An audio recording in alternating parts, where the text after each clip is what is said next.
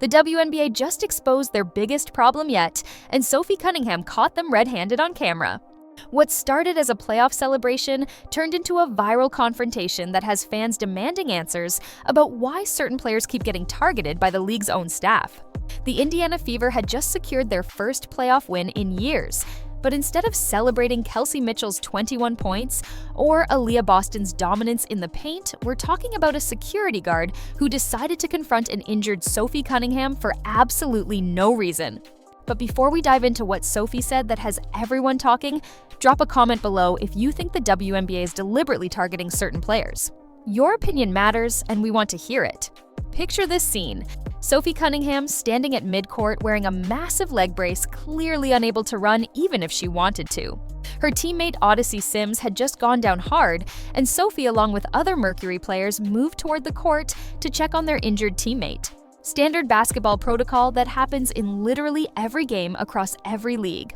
But suddenly, a WNBA security guard decided Sophie was public enemy number one and got right in her face like she was about to start a riot. The cameras caught everything, and what happened next would shock the entire basketball world. Sophie didn't back down. She didn't move. She stood there with that famous Cunningham glare that could melt steel and basically told this rent-a-cop exactly where they could shove their authority. The stare-down lasted several seconds, with Sophie's hands on her hips, refusing to budge an inch, while this security guard tried to intimidate her into moving away from her own injured teammate. What makes this even more insane is that Sophie wasn't the only player on the court. Multiple Mercury players had stepped forward to check on Odyssey, but guess who got singled out? The blonde-white player who the WNBA has been painting as a villain for years. Coincidence? After watching the pattern of treatment Sophie and players like Caitlin Clark have received, you'd have to be blind to think this was random. The viral clip spread faster than wildfire, with fans immediately calling out the double standard. When Angel Reese or other preferred players show emotion on the court, they're praised for their passion and leadership. But Sophie Cunningham standing still in a leg brace, suddenly that's a security threat that needs immediate intervention. The hypocrisy is so obvious it's actually embarrassing for the league. But that wasn't the whole story, because what Sophie said after the confrontation has everyone talking. According to multiple witnesses, Sophie turned to the security guard and said, quote, "You wouldn't do this to anyone else, and you know it," unquote.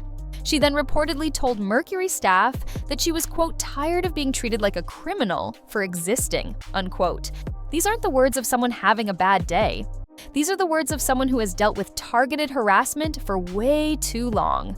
The timing couldn't be worse for the WNBA, who just spent months dealing with the Caitlin Clark controversy.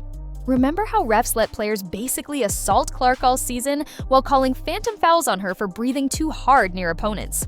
The league stayed silent while their biggest star got mugged night after night. Now we're seeing the exact same treatment extended to Sophie Cunningham, and fans are connecting the dots. Here's where things get really interesting, though. This incident happened during what should have been a massive celebration for the Fever organization. They'd overcome injuries to key players, pulled off an upset victory, and had their home crowd going absolutely wild. The energy in that arena was electric, with fans who'd waited years for playoff success finally getting their moment. But instead of that being the story we're talking about, yet another example of the WNBA's selective enforcement problem. Social media exploded within minutes of the clip going viral. The hashtag Justice for Sophie started trending, with thousands of fans sharing their own observations about how certain players get treated differently. One viral tweet with over 50,000 likes simply said, quote, "The WNBA hates marketable white players, and they're not even trying to hide it anymore," unquote. Whether you agree with that sentiment or not, the fact that so many fans feel this way shows the league has a massive perception problem. What happened next would reveal just how deep this issue goes. Former players started speaking up, with several noting they'd witnessed similar treatment during their careers. One retired player, who asked to remain anonymous, told reporters that, quote, "There's definitely a hierarchy of who gets protected and who gets targeted, and it has nothing to do with basketball," unquote. These aren't conspiracy theories from random fans. These are people who lived inside the league culture speaking their truth. The Mercury organization released a statement supporting Sophie, but it was notably weak, saying only that they, quote, "stand behind all their players and expect professional treatment from league staff," unquote. Compare that to how teams rally when other players face any perceived slight, and you start to see another layer of the double standard. Where was the outrage? Where were the demands for accountability? The silence was deafening. Meanwhile, Sophie's teammates have been more vocal, with Diana Taurasi reportedly calling the incident, quote, complete bullshit that never should have happened, unquote. Brittany Griner was seen on camera appearing to argue with the same security guard after the game, though audio wasn't available. The Mercury players clearly had Sophie's back, even if their organization's statement was lukewarm at best. But here's what really exposes the WNBA's hypocrisy. Just weeks ago, when a fan allegedly said something negative to Angel Reese, the league launched a full investigation, threatened lifetime bans, and had every talking head on ESPN discussing the need to protect players. Yet when their own security staff physically confronts and tries to intimidate an injured player for no reason, we get crickets. The selective outrage is so transparent, it's actually insulting to fans' intelligence. The financial implications of this pattern are starting to show too. Viewership numbers for 2025 have been inconsistent, with many games seeing drops when certain popular players aren't featured or are sitting due to controversial officiating. Sponsors are reportedly asking questions about why viral moments from WNBA games are increasingly negative rather than celebrating the actual basketball being played. You can't grow a league when your biggest stories are about mistreating your own players. What makes Sophie's situation even more frustrating is her history with the league. She's been painted as a villain for years, despite being one of the most marketable and engaging players in women's basketball. Her social media following dwarfs many players who get preferential treatment. Her jersey sales consistently rank in the top 10. Fans love her authenticity and competitive fire, yet the WNBA seems determined to make her the bad guy at every opportunity. The pattern becomes even clearer when you look at who gets protected versus who gets targeted. Players who toe the company line and push certain narratives get every benefit of the doubt. Players who speak their mind, show personality, and don't conform to the WNBA's preferred image get treated like problems that need to be managed. It's not about basketball ability or fan popularity, it's about control. This latest incident with Sophie has fans questioning whether they want to continue supporting a league that seems to actively work against some of its most popular players. Season ticket holders are expressing frustration on forums. Merchandise sales for certain players are reportedly being impacted. The WNBA is literally driving away the very fans they claim to want by mistreating the players those fans came to see. The security guard in question has not been identified publicly, but sources say they've been involved in similar incidents before. This wasn't some rookie mistake by someone new to the job. This was allegedly a pattern of behavior that the league has allowed to continue. The fact that no disciplinary action has been announced speaks volumes about where the WNBA's priorities really lie. What happened after the game might be even more revealing than the incident itself. Sophie was asked about the confrontation in her post-game media availability, but Mercury PR staff immediately shut down the question, saying it wasn't relevant to the game. Since when is a security guard confronting an injured player during a game not relevant?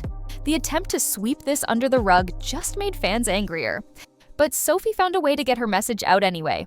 On her Instagram story later that night, she posted a simple message that said, quote, "I see everything and remember everything," unquote, with AI's emoji. Within hours, that story had been screenshotted and shared thousands of times, with fans interpreting it as Sophie calling out the double standard without directly violating any media policies. The response from current players has been mixed but telling. The usual suspects who always defend the league's decisions stayed silent or offered generic statements about respecting security staff. But younger players, particularly those who've also felt targeted, have been more supportive. Several liked Sophie's Instagram post, and one rookie commented, quote, "real, recognize real," unquote, before quickly deleting it. This incident is just the latest example of why the WNBA can't seem to get out of its own way. They have incredible talent, amazing storylines, and passionate fans ready to support the league. But instead of capitalizing on that, they keep creating unnecessary drama through selective enforcement and obvious bias. It's like watching someone repeatedly shoot themselves in the foot, then wonder why they can't run a marathon. The conversation has now shifted to what needs to change. Fans are calling for independent oversight of security and officiating. They want transparency in how decisions are made about player treatment. They want the same standards applied to everyone, regardless of their background or perceived marketability. These aren't unreasonable demands. They're basic expectations for any professional sports league. Former NBA players have even started weighing in with several, noting they've never seen anything like this in men's basketball. One retired player posted, quote, "If this happened in the NBA, that security guard would be unemployed before the game ended," unquote. The contrast in how the two leagues handle similar situations is stark and not flattering for the WNBA. Sophie's situation also highlights a broader issue about player safety and respect. If security staff feel comfortable confronting and attempting to intimidate an injured player in front of thousands of fans and cameras, what happens behind closed doors? What other incidents have we not seen? How many players have stories they haven't shared because they know the league won't have their back? The Mercury's next game will be interesting to watch. Will Sophie get different treatment from officials? Will security staff keep their distance? Will fans show their support for her? These questions shouldn't even need to be asked, but here we are because the WNBA has created an environment where certain players have to wonder if they'll be treated fairly. What's particularly frustrating is that Sophie Cunningham represents everything the WNBA claims to want. She's talented, competitive, marketable, and brings personality to the game. She engages with fans on social media, attends community events, and genuinely seems to love playing basketball. Yet instead of celebrating her, the league treats her like a problem to be managed. The double standard becomes even more obvious when you compare how different incidents are covered by WNBA media partners.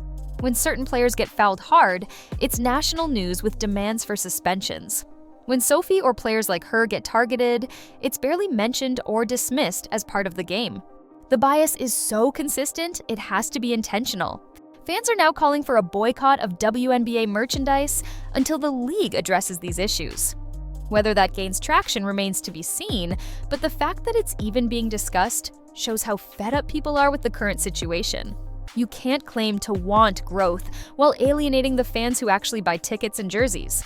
The incident has also reignited discussions about the WNBA's leadership and whether current executives are capable of taking the league to the next level. How many more viral controversies about mistreating players can the league afford? How many more fans need to express frustration before changes are made? The clock is ticking on patience from both players and supporters. Sophie Cunningham deserves better. Caitlin Clark deserves better. Every player who just wants to compete and entertain fans deserves better than what the WNBA is currently providing. Until the league acknowledges and addresses its obvious bias problems, these incidents will keep happening and fans will keep getting angrier. The security guard who confronted Sophie probably thought they were just doing their job, but what they actually did was expose once again the WNBA's biggest problem.